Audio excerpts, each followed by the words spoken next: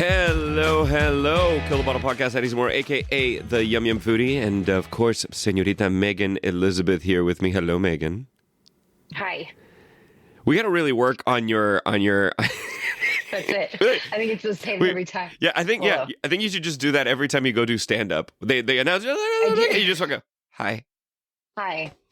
That's all I have to say. I do when people say good morning, too, because I don't like good morning. I don't like when people presume that I'm having a good morning. Yeah, maybe they're just encouraging a good morning. Maybe they're not presuming, Megan. Good morning, and I'm like, is it? Well, I mean, that's fine. That's a loaded question for you. Unlike most people. Are you asking? Or are you telling?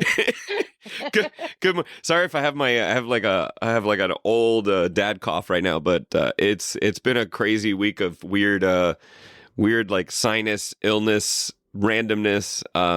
Yeah. So I'm. Yeah, I was sick. You were sick. I was sick. I went to go visit my dad in Miami, which, Miami's Miami. It was fine. It was great. I haven't given a dad update in a minute, but it is called Kill a Bottle Podcast. Megan is drinking. What are you drinking, Megan? Screwdriver. I am drinking coffee because it's 8 in the fucking morning here in Los Angeles. Yeah. I'm drinking. It's 10 o'clock in the fucking morning here in Nebraska. Yeah. I win. Megan is in the good land, in the heartland, in the cornland. The heartland. Yeah, you like that? I seem very I don't know, very going. Yeah, Megan is in the heartland. She's what? Oh, well, you get to see the video. Just the reaction of Megan's face when I mentioned the heartland. Yeah, I mean Nebraska. Isn't it? What's the dead center of the country? Where is that? Isn't that? I think it's where I am. Probably emotionally for sure. It's emotionally for sure. Physically, yeah. My mom said right about here. Yeah, I'm in full like morning robe attire. I'm dressed like I'm dressed like Hugh Hefner in my own house. I'm just walking around in a robe with slides on. You are get dressed. It's only 8. I mean, people at home are like, really, Eddie? You're in a robe at 8 o'clock in the morning on a Friday? Yeah, that's tough for you. Yes, it is. I am on a robe in a robe at 8 o'clock in the morning on a Friday. It is in your garage. That's a bar. That's right. I'm in a robe sitting in front of a bar that is not a fake background. Yes, that is a real bar. That is a real bar. And the only oddity is you not asking for a shitty shot of tequila. That's the only thing that's missing right now is you asking for terrible tequila or what's my worst bourbon. Really just keeping it on brand. If everyone's watching the video, they could see my mom sweeping by. I just yeah. No, you can't. Which is so funny. So Megan's mom just made a cameo in the background there with her dustpan. Cameo. Her dustpan. Which is I love it because I expect that from a Latino mom. I did not expect that from your mom. That makes it even better. Yeah, I think your mom is an honorary Latino mom. That's really you're an honorary Latino mom, he says, because he did not expect that to happen. That's what happened in those she said thank you. I'm talking about you're my mom, so yes, I came from a clean family. Absolutely. So even though I'm messy. Yeah, that's what I was about to say. I was like, has she been to your Megan's apartment? A mess and her mom is cleaning behind her. Yes. Yeah. The one good thing about parents visiting or anything is like your place is always so much cleaner when they leave. It is. Mm-hmm. It's kind of great. I mean, that's what my mom's really known for. Going to your place and cleaning. Visits any of us. Well, she will just yes, and she'll organize it. She'll clean it up. She makes you question where you put things a little bit and like, why didn't I think of that? Yeah. Oh, look at that. And then when she leaves, you put it right back where you had it before. I like when she folds my towels so they look like hotel towels. Does she make like little towel animals or no? Towel animals should be her next. She could always get a job on a cruise ship doing towel animals. Towel animals, get on it, Mom. So she draws the line. Yeah. I mean, it's been an interesting couple of weeks here in LA. Last night, I don't know if you got to see any of it, but last night was the Fireaid concert. Yeah, I did watch it. Yeah, it was I don't know, I thought it was great. I thought it was really touching and moving, and it was there was like an artist for everybody. There was really cool to see the visuals of the audience and some of the first responders that were there, and then you could see Dad singing along with the Black Crowes playing, going to California. With Slash, which was just incredible, going to California, Zeppelin cover, and then you got the kids singing to Olivia Rodrigo, and I don't know, it was just really moving. What did you think about it? Yeah, it was good. It was good. there's a part of me that always thinks that there's been massive fires. I know we had a really massive one, but I mean, sometimes in podunk places where like nothing really exists and then their whole life is wiped out. And I'm glad we're doing it. It just, this did affect a lot of celebrities because they live in that area or they live here. So I bet that's an easy pull, I guess is what I want to say. That's an easy, no, I mean, because if it was Nebraska, for instance, you couldn't be like Dave Grohl and your daughter and and Katy Perry, can you guys get to Nebraska and do a benefit show? It's an easy pull, but I mean, I'm glad that it can happen because we need it. It's an easy pull, but the amount of people, it was so many that they had to get 2 different arenas. So for folks listening at home, if you didn't see Fireaid, it was so last night I was in my head not realizing what was going on yesterday. I was like, oh, I'm gonna go visit one of my favorite places in Santa Monica called Birdie G's, and then I'm watching the morning news and like Good Day LA or whatever, and they're like, oh, tonight is the Fireaid benefit concert. I'm like, oh, cool. And then all of a sudden they're like, oh yeah, it's at the Forum and at Intuit Dome, which are so there's a pocket in Inglewood, California, close to the airport, where you have SoFi Stadium, which is the beautiful state-of-the-art stadium where the LA Rams and the Chargers play, and they have huge concerts. Then literally next to it is the Forum, and then literally next to that is Intuit Dome. So you have and that's where like the Clippers play. The Forum is a concert venue. It is, anyway, so I was like, fuck this. There is no way in hell I am driving on the western side of Los Angeles yesterday. But anyway, I ended up staying and going to Highland Park and checking out all the places. The Clippers play at Intuit Dome. The Clippers play at Intuit Dome. Yeah. My dad was asking and he just popped in. So I was like, Eddie confirmed. Yeah. I love how parents are just like, oh, no, let me just ask right in the middle of what Megan's doing. Let's just get right in it. But no, I appreciate your dad. If anything, you're bringing your dad some joy because the last time I saw your dad on video, you were divulging like lesions in your mouth and talking about what that means. Yeah, exactly. So you know what? At least it's a positive. At least it's a positive question from your dad. Yeah, I didn't see all of them. I liked. I liked Gwen Stefani towards the end. I just felt like she was really struggling to sing her own songs. Did you watch her? I watched, no doubt. Young. She looks so cute, and they all look the same except slightly aged. I can't believe they have that much energy, but she just seemed out of breath a little bit. She's like, judge. I would be way out of breath. She's 50-something years old, and she's wearing like she's like 56. Mm-hmm. Yeah, I mean, like, hello, like Yeah. I was just with my father last week, and my dad giving a little update on my dad because I do get asked about my dad a lot from listeners. My dad is he's my dad. He's his disease is progressing. His Parkinson's, his dementia, his Alzheimer's, all the above. But my dad is 83. Stevie Nicks is 76 years old. And I saw her too. She was moving around pretty damn well. I mean, she's not Mick Jagger, who's almost my dad's age, who's like fucking running around the stage like a vampire. But I was like, Stevie Nicks, yeah, okay, her voice doesn't sound like it used to. But shit, dude, she's 76 years old, moving around. Her house almost burned down to the ground. That is, I don't care that she's famous. Regardless of that, that is traumatic. Right. I don't know if this has happened to you. When it was happening when the fires were happening right down the street from me, it felt like a movie. It didn't feel real, even though I'm seeing fire, even though the wind is blowing everywhere, even though a friend of mine came to stay with me because they were evacuated and they're crying in my living room. It didn't seem real.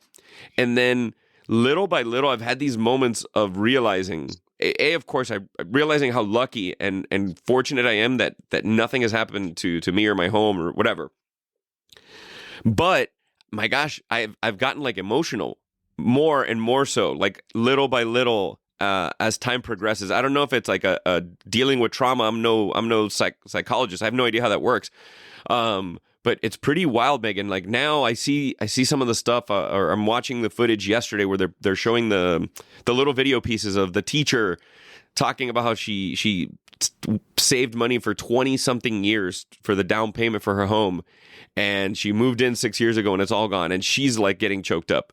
And or the kid that was up on stage with Miles Teller, and he's telling the story of his parents' condo in Pacific Palisades that they've had since the 1970s, that they got from their grandparents, and how both of his parents are disabled, and they carried his mom down five. He's not a rich person that lives in the Palisades, And I'm seeing these stories, Megan. Are they doing that on purpose? I just feel like, okay, that's awful. I mean, it's awful if you have your house burned down. I'm not trying to put down any of that, but I'm also looking at that stuff and I'm like, were there just people that had their houses pulled down, or was it this poor kid who can't see, and was it this person with all these disabilities? It felt like very like, let's well, I mean, it's already bad. Let's make it sound even worse than no, it is. no. I'm just saying. I think at the end of the day, like a pile on. well, no. Let's. There were just normal people that lost their homes, and that is terrible in itself. 150%, Megan. 150%. But at the end of the day, it's a telethon. They're trying to raise money to help even the normal people, raise money. And that's gonna. You're trying to do the best job to raise as much money possible. So you're right. You're gonna put the most compelling stories that you can. Yeah. And the most tear jerking stories that you can. They're not gonna put people on there who, when I introduce them to the show, they just go, "Hi." Like me. Yes, exactly. Thank you. I was just evacuated. Nothing damaged. Nothing. Can you imagine if I got on that stage and that was my story? I was like, 1 week ago, I was evacuated, and then I went back home in the morning. Thank you. And everybody has their story. Fundraiser. Everybody has their story, and there is trauma behind that too, Megan. I mean, you almost lost your sacred dildo. Thankfully, you took it with you. You packed it with you, along with your diploma and your passport, and my dog's ashes, and your dog's ashes. So which I mean, at the end of the day, you could have gone back to the apartment. They would have still been ashes. Like it really. So you would have not. Oh my God, that reminds me. You'll like this story because there's Allison Rawson, who she was the sidekick on Adam Carolla's show a long time ago. She's a comedian, and her mom just died right before this. They should have done her story. Oh my gosh.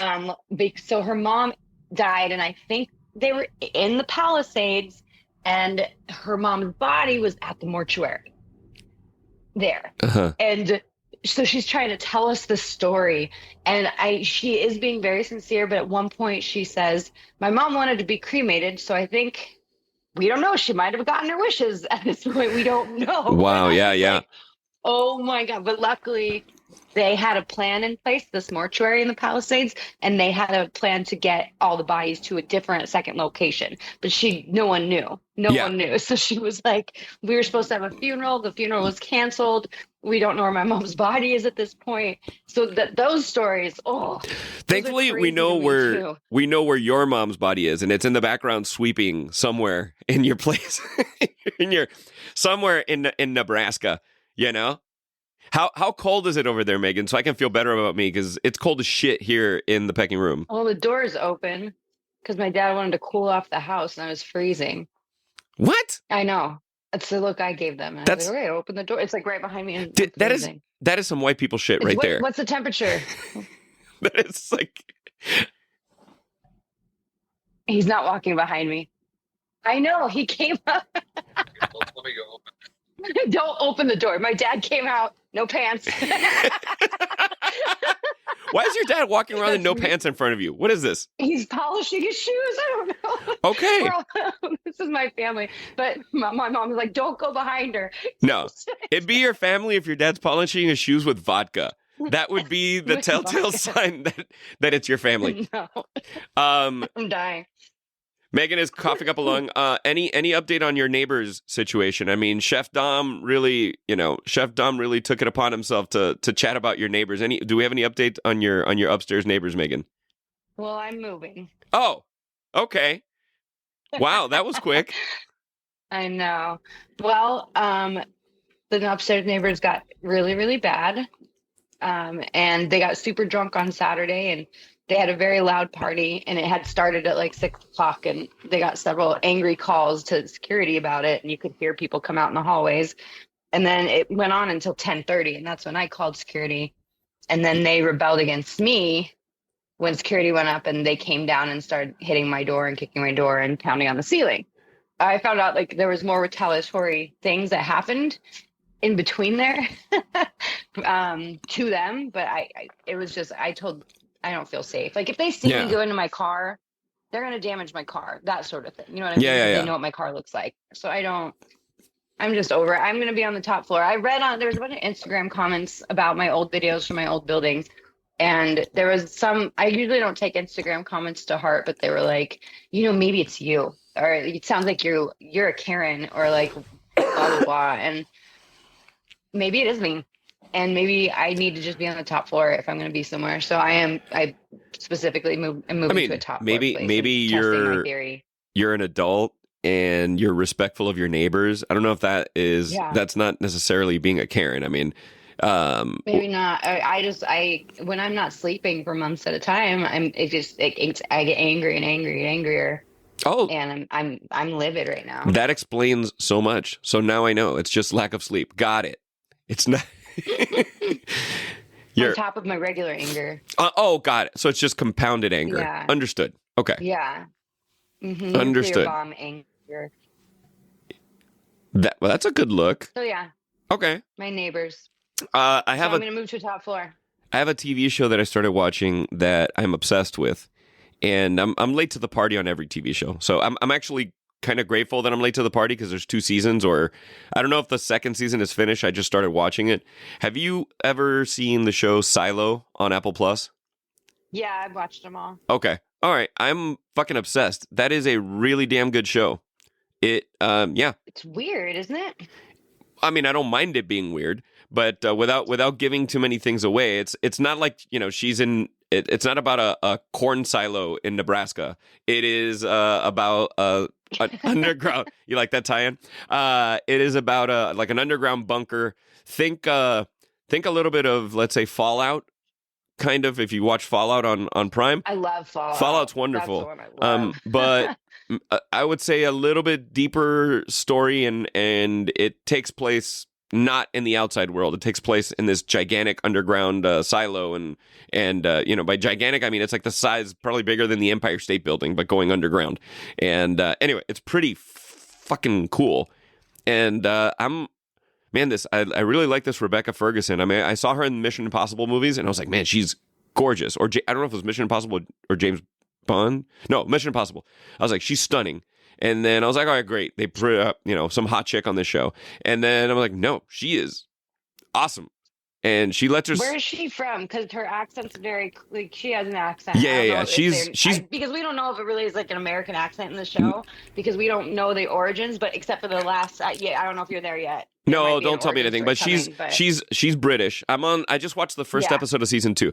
I think she's a British actress. I can tell that she's British. Yeah. But she's a good actress. I love the acting. But it was definitely, I was like, don't fake it. Let's just go British. Go British. What's the name of the guy? Is it? It's like Sam something, I think is his name. He's an Australian actor, and he was in the one of the last Terminator movies. And his accent, it's so funny because he cannot hide his accent, and he's trying to be an American. I'm like, dude, you're talking like this. You got to stop. Americans don't talk like that. There's few people like Hugh Jackman. Every once in a blue moon, he'll say something, and I'm like, oh, I heard your Australian accent, Yeah. There's few people like Colin Farrell who can just completely make it disappear. Colin Farrell can I know. He's so That's good. Amazing. Yeah, he's one of my favorite. Anyway, so I'm kind of obsessed with the show Silo, and then the new season of Severance. I don't want to get into it with people because there's always that show is just I think it's brilliant. But I've come to the conclusion that I don't think. So to me, Netflix still is the best app, has the most amount of good content. But I think pound for pound, there are everything on Apple Plus is good. It's I'm really impressed with it. Apple Plus is just like, wow. I watch these shows and I'm like, how the fuck are you going to make this again? This is not cheap to make, How many subscriptions, Tim Apple, are you getting to cover all that? Speaking of, It's a lot. It's a bit. It's a bit. I would maybe like once a year I'll get a subscription for a couple months on some promo and just try to binge as many shows as possible on Apple, and then get rid of it for the rest of the year. That's the way and to do it. Next year, do it again. That's... Yeah, because there will be times where there's nothing new, or like I don't like shows that come out once a week anymore. Like I want to binge them. I know, but that's HBO Max and Apple still do that. Like, so you have to wait for the next episode. And Stranger Things. When the fuck is that show going to end? Like these kids are all going to have kids that are the Stranger Things age by the time. Like, there's still the final half of the last season is supposed to come out.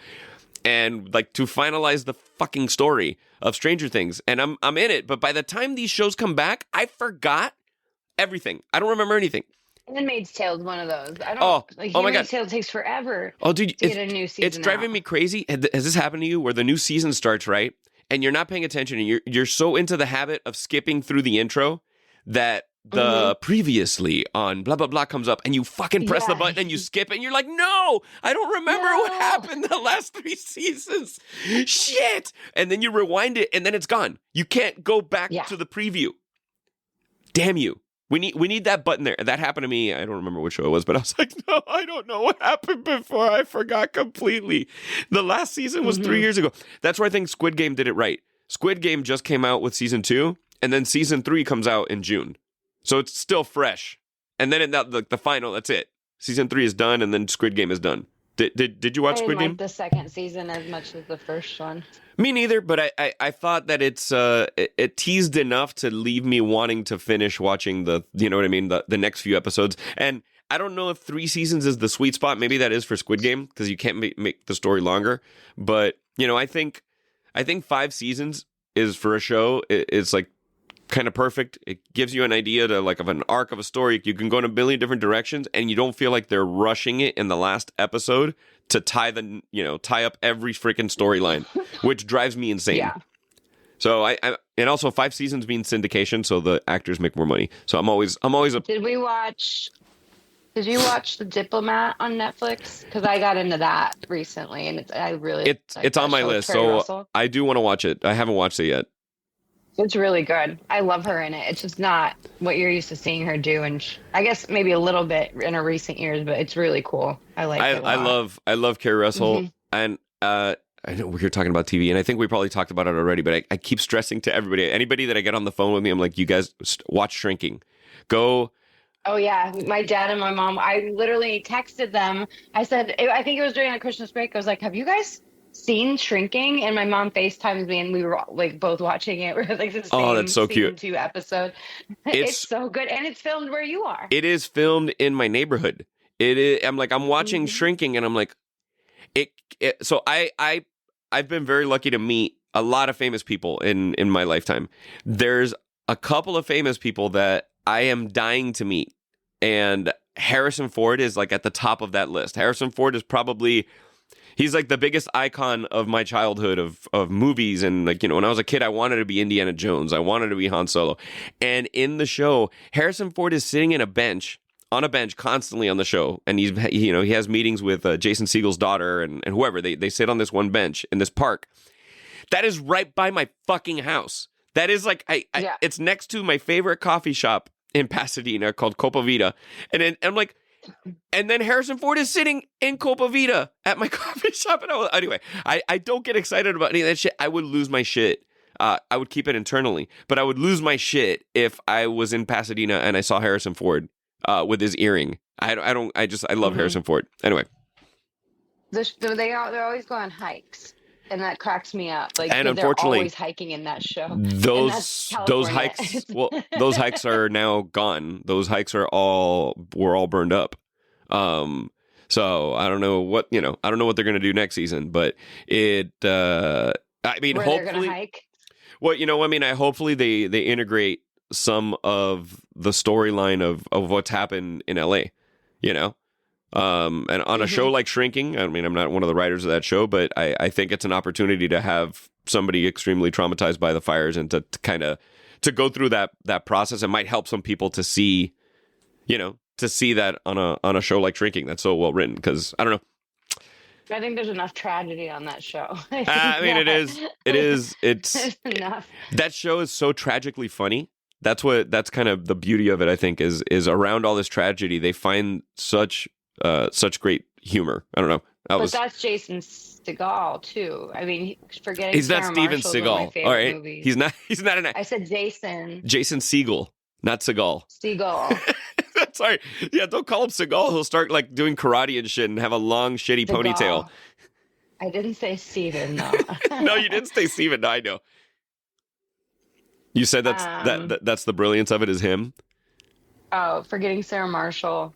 Oh yeah, one of my favorite movies, and it's about being tragic, like that sad about something, but funny sad. So yeah, that movie. Was there?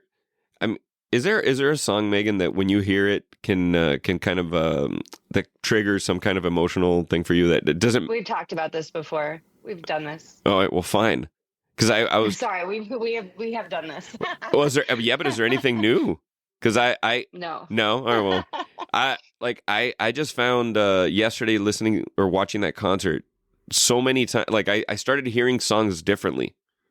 Yeah, it was. I don't know if that happens just as like becoming an adult, but you start to hear songs that you've been listening to for, I don't know, for me for 45 years, and then all of a sudden you hear them played at a concert like yesterday, or you see like emotion in people's faces, and I was, fuck, I'm sitting there, my eyes were like welling up, and I'm watching TV, and I'm like, what the fuck? Why do I have any feeling? I need to be like the Terminator, and that was not the case. It's been a Yeah, it's been an emotional week for me seeing my dad. It's always so hard to say goodbye, and I'm grateful. I'm going to see him for like 2 seconds on Saturday because I have to fly. I'm going on vacation and I'm flying into Miami. I have a layover and I'm going to go see him for an hour or two. But yeah, I'm turning into that like old emotional guy who like sees a banking commercial, and all of a sudden I'm like, why am I? Why is this emotional? People are buying their first house, and why? I'm like, oh, I'm emotional for them. This commercial's working. Yeah. I don't know what she's doing now. Your mom is making cameos in the background. Oh, she cleans these Airbnbs like it's her own house, and just stop it. She's toddler proofing the house. Tell her she's pretty much Cuban as well, because Cubans clean the house before the cleaning person comes. So it's she always did that. When our cleaning lady would come and be like, "Why am I cleaning? She's supposed to do it." And she's like, "No, we have to clean before the cleaning lady comes." Clean before the cleaning lady comes. Yeah. Megan, so they announced.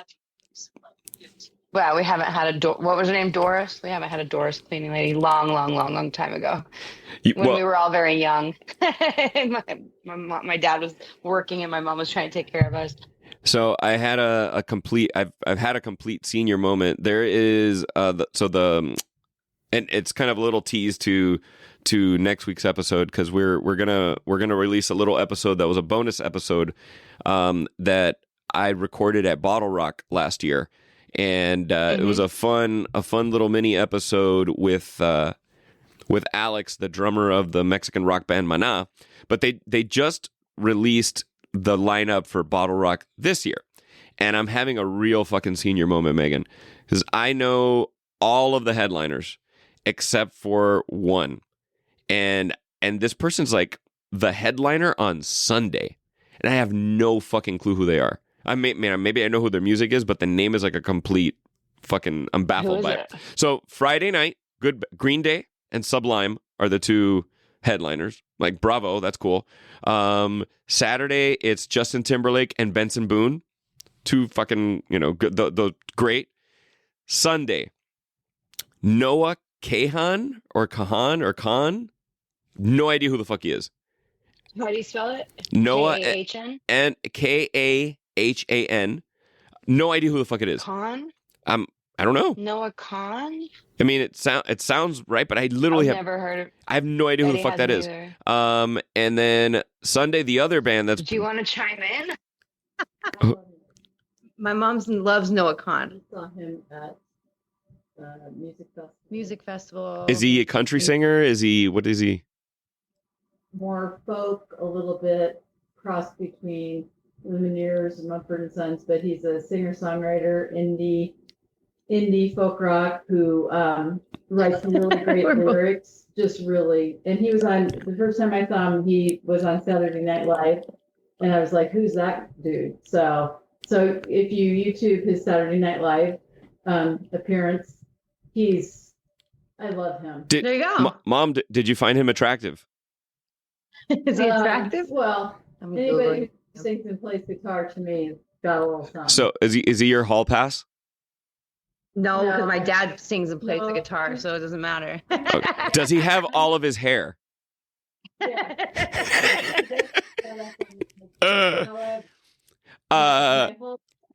My hall pass always will be and continues to be James Taylor because I'm old. Oh, James Taylor. okay. Well, I mean, that's if you're gonna have a hall pass, that's James Taylor's a talented hall pass. I would maybe James Taylor like 30 years ago. Yeah. Oh, My mom's into all ears. But I am excited about the second artist on Sunday, Crombin, who is instrumental band. They're fucking awesome, and they have the most attractive bass player. Yeah, she is something special to watch. But anyway, they're super talented band. But anyway, I had that senior moment, so I guess you had it too, Megan. I had no idea who this guy is. And then the best part is the senior in the room knew who he was. Yeah, go figure. He's saying that they have a female bass player. Played with Jeff Beck for years. Oh, played with Jeff Beck for a year? Oh, Jeff Beck. So yeah, we're getting into it. well, yeah. Mom's in, dude. Peanut Gallery is in on fire right now. So I'm kind of excited to go to Bottle Rock, but now I'm also like this is great. Sunday, there's nobody I really give a shit about, so I can leave early and avoid traffic. Oh, okay. Well, maybe you'll start listening and be really into it. that's usually what I do. Khan. Because I drive up to Bottle Rock. Khan. And then I'll ask like ChatGPT. So I'll grab the list of all the artists, and then I'll ask ChatGPT to make me a playlist of all the songs I want to hear from all these people. And then as I'm driving, because now all of these music festivals, they have these great apps, and they have like an app that's aligned with every festival, and you can actually in the app give like a little plus sign to who you want to see, and it'll start giving you notifications like in 30 minutes on this stage, this person's going up, and blah blah blah blah blah. So while I'm driving up the 7-hour drive to Napa Valley, I'll listen to all the artists, and it's been fun because I have discovered some cool artists because of it. So yeah, it's cool. Should I get my PhD before they get onto they're on to ChatGPT where they realize everyone's using it, so nothing matters anymore? Like a PhD, I'm thinking I should just go for it now while it's still new technology. I mean, sure, but just remember how irritable you are without trying to get your PhD, and try to imagine yourself the level of irritability while getting a PhD. Just putting that out there. With ChatGPT, I think it's possible. Fair. I like that. I like your thinking. But I don't think that will last forever. You know what I mean? Yeah. I think they're going to realize they're handing out PhDs to people who use computers. They're going to realize that eventually, but not right now. I'm thinking. I mean, I just need. They hand out PhDs all the time. Like, I mean, Bill Cosby has a PhD. So let's, he's famous. Right. They, but maybe they'll start handing out insta-famous PhDs, Megan, from... No, I think I need to jump on this. Dr. Megan. Yeah? Is that what... I like the sound of that. Yeah. Dr. Megan the Mess. Ooh. We're going to have a rebranding. And hold on, wait, let me practice. Hello, welcome to Kill the Bottle Podcast. It is more, aka the Yum Yum Foodie, and as always with me is Dr. Megan. Oh my God, I am so happy to be here. Oh yeah, get that fucking PhD. If you're gonna sound like that, get the fucking PhD ASAP, like now, like ASAP Rocky that shit. For money, I'll be Yeah, I can afford a mansion somewhere. Megan's like, I'm in debt. Hi. I'm already in debt. I might as well go for the Yeah, PhD. man, go big or go home. Get more money from the government. Fuck yeah, dude. Like, just and then be rich. like, you know what? Really, just get all the shit you need to do. Get your PhD, whatever. Then just file for bankruptcy, and you're fucked for 7 years. But then that's great. You got a clean slate. Just do that. I don't even know if that works with student making loans. Money because I'll be a doctor. Yeah. I could pay a lot more if I have a PhD. It's like, hey, ChatGPT, how much money do doctorates make versus? Right. Oh my God, this cough. Bachelor's. Yeah, this cough is totally kicking my ass. So Megan, I forgot what I was going to say because it's so fucking early in the morning and I'm drinking my vanilla, what is this? Like, I normally don't drink flavored coffee, but this is like the flavored Don Francisco's and I do like it. It's like the caramel. I don't know what the fuck. I drink it black anyway, but it doesn't taste like artificially gross, even though obviously it's artificially flavored, but it doesn't taste bad. Good. Is there anything is it Kearney? Kearney, Nebraska? Kearney. Yeah. Is there anything in Kearney, Nebraska that is that you're like, oh, I can't wait. I want the fried chicken. Is there anything? Is there?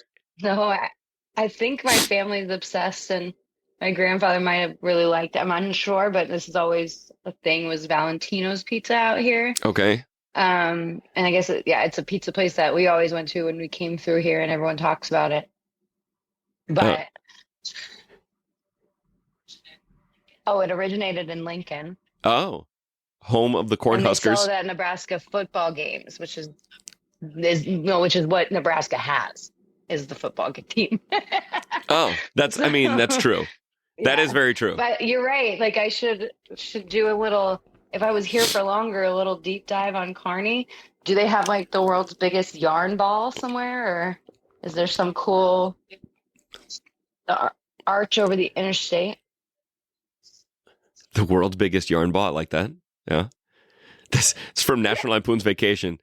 Oh, there's an arch that represents like the gateway of the pioneers. And we were the only plane. There's an airport here.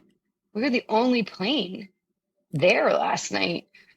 Wow. Yeah, when we were trying to leave in the car, I told my aunt, I'm afraid that we are on the tarmac. We're not in the vehicle.